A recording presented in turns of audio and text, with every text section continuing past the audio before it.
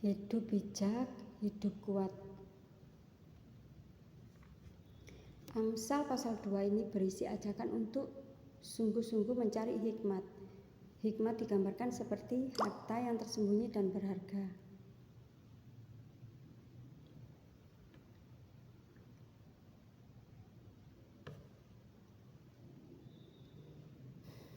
Barang siapa bersedia mencarinya dengan hati yang terbuka, kita akan menemukan pengetahuan, pengertian, dan jalan hidup yang aman.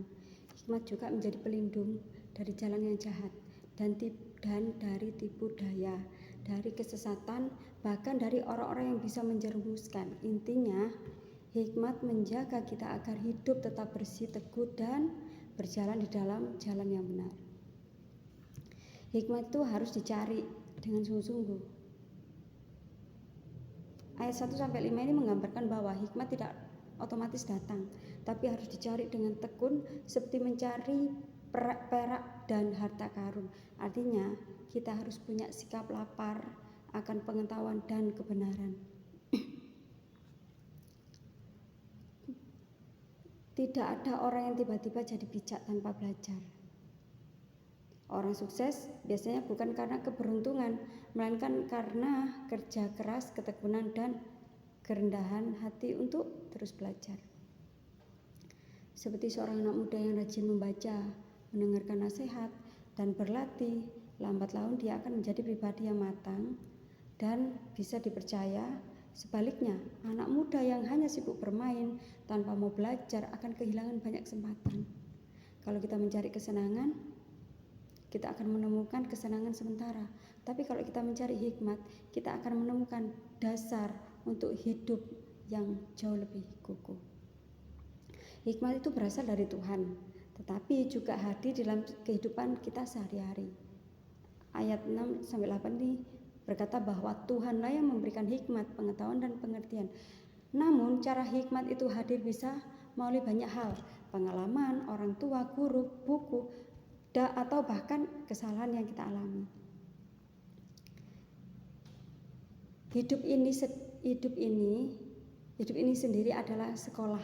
Setiap peristiwa bisa jadi pelajaran. Tidak ada pengalaman yang sia-sia kalau kita mau mengambil hikmatnya. Seorang pembisnis mungkin pernah gagal dan bangkrut, tapi dari kegagalan itu ia belajar tentang manajemen, kesabaran, dan kehati-hatian. Kegagalan bisa melukai, tapi juga bisa menjadi guru terbaik. Jangan menutup diri terhadap proses. Hikmat tidak hanya ada di buku, tetapi juga ada di jalan yang kita tempuh setiap hari. Hikmat pun itu juga penjaga kehidupan kita.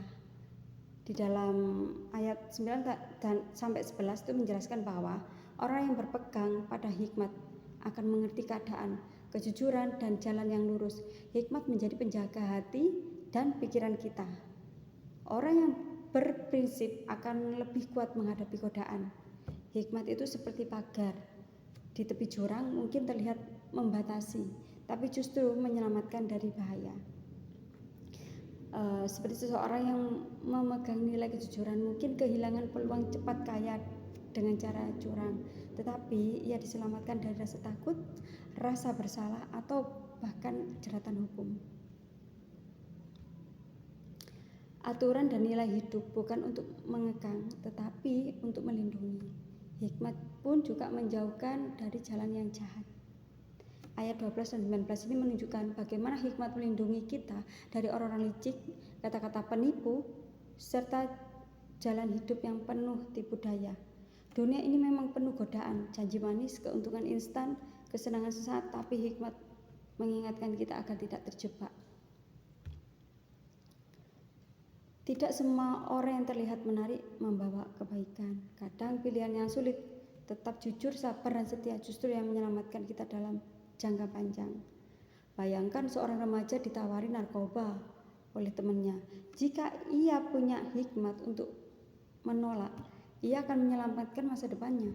Tapi jika ia tergoda karena semua orang melakukannya, ia bisa terperangkap dalam jalan yang merusak.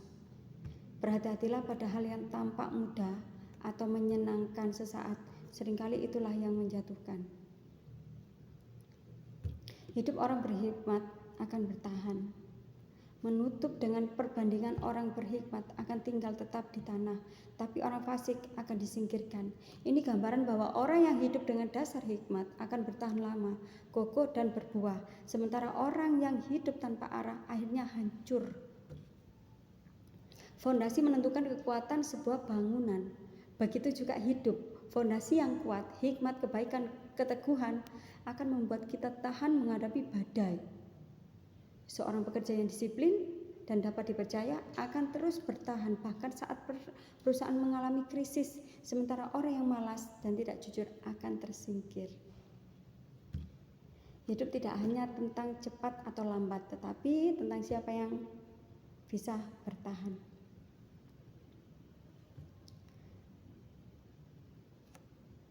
Untuk anak muda, bagi anak muda, carilah hikmat lebih dari sekedar kesenangan, karena masa depan ditentukan oleh apa yang kamu tanam hari ini.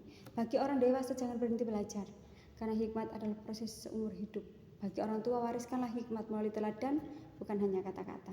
Kembali lagi seperti yang pasal pertama. Amsal 2 ini juga mengajarkan kita bahwa hikmat itu harta berharga, tapi harus dicari dengan sungguh-sungguh.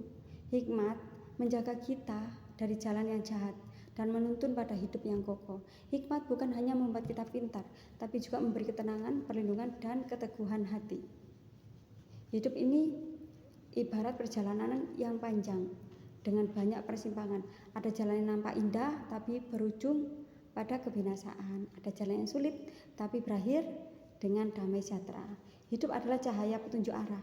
Semakin kita membuka hati untuk belajar, semakin